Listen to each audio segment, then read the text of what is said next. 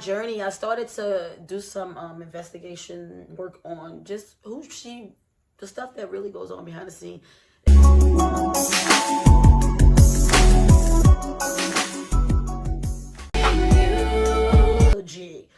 I am working on that. I tell God all the time. I said, you know what, you expose this stuff to me, and it doesn't for me to sit there and just watch anything that she has, or just like even give it that much energy.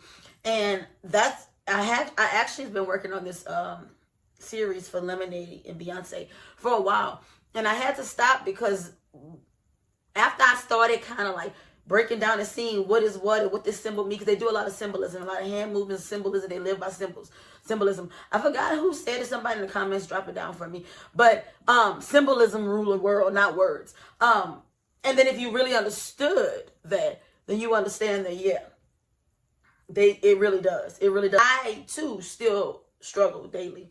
I'm not perfect at all. I'm still learning. Like I told y'all in the beginning of the video, I am learning.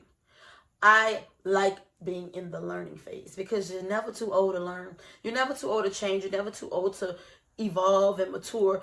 But also understand that you are human. However,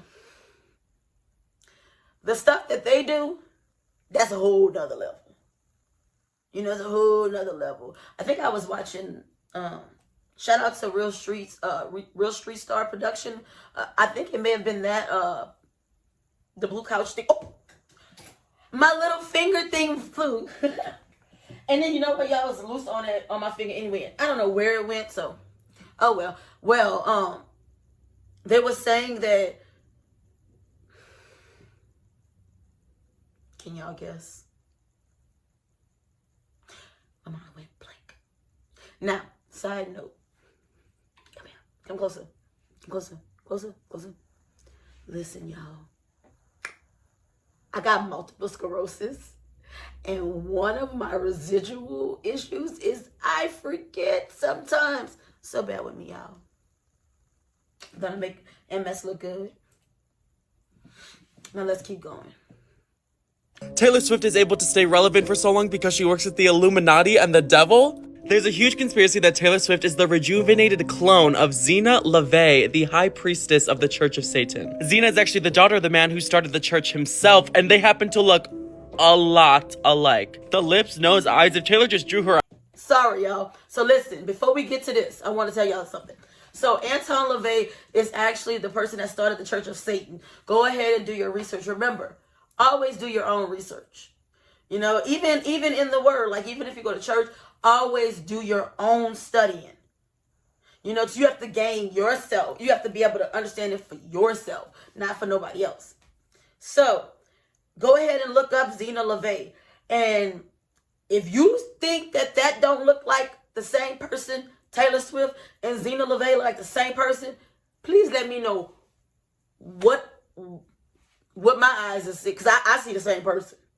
Eyebrows on like that, they would be identical. They also have really similar stylistic choices of how they present their hair, their outfits, their lips. And if someone was powerful enough to get cloned, it'd be the person who's the head of the Church of Satan. Also, the both of them are very much into snakes, a huge part of their brand, and handling snakes, and are very big on revenge and this aesthetic. And they're both known singer, songwriter, and performers, as if it's just in their blood. Before I show the craziest piece of evidence, make sure you follow so you finally know the craziest conspiracy theories about all of these celebrities and request which you want to see next. Guess when Zena gave up her position as the high priestess of the Church of Satan to pass it on to the next? 1989. So maybe that's when Taylor was cloned, born, and set into motion.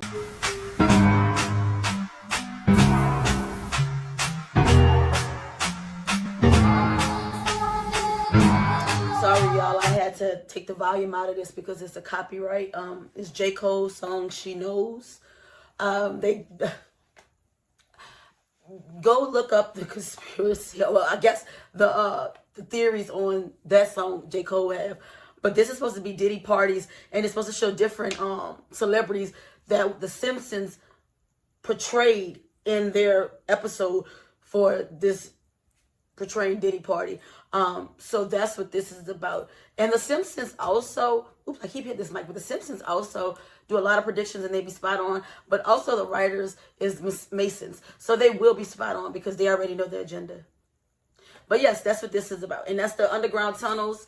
There are tunnels underground. He had them under his house. You know what I mean? If it's fake, then why is it real? A very small book, but it is called True Black Magic, or The Secret of Secrets. And this purports to be from a manuscript found in the Sepulchre of Solomon.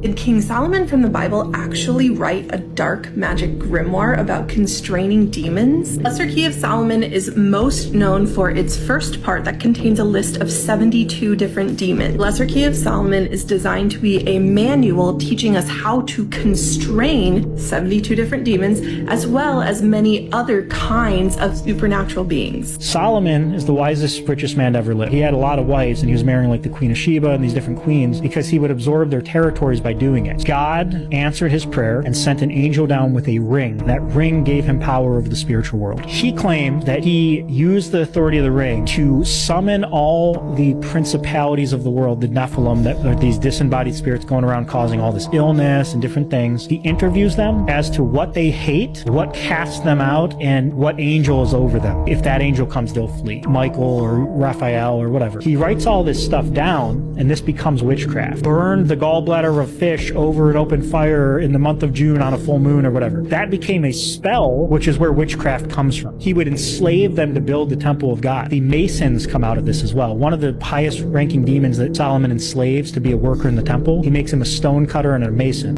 The holly tree. And the ancient druids, back in the day, used to take the holly tree, make wands to weave spells, cast spells, or channel spells. And when they needed help, they would consult the magi's or the mediums of the day to help channel their spells to the population. We'll cut to today. What do we have in our houses? We have these black boxes. What are they called? TVs. But if you stop and you say the word television, television. And when you turn on that television, what do you get? What's the first thing that pops up? A list of channels. And when you turn on those channels, what's on those channels? Programming. They are programming you. They've been programming your whole life. You don't even know. The old Celtic Druid occultism of ancient England, from which we have gotten most, about 95% of our mysticism in America, has come from the old ancient English Celtic magicians. We always see pictures of Merlin the magician with his magic wands, and all the magicians always have their magic wands. Magic wands were always made out of holly wood. And Hollywood has been used for many years to manipulate your thinking and to prepare you to accept certain mystical premises. Someone said a long time ago, many will look with their eyes but not see, and listen with their ears but not hear. And that's us. That is this country. We have been looking at things all along and never realizing the significance of the occult emblems that we're seeing today.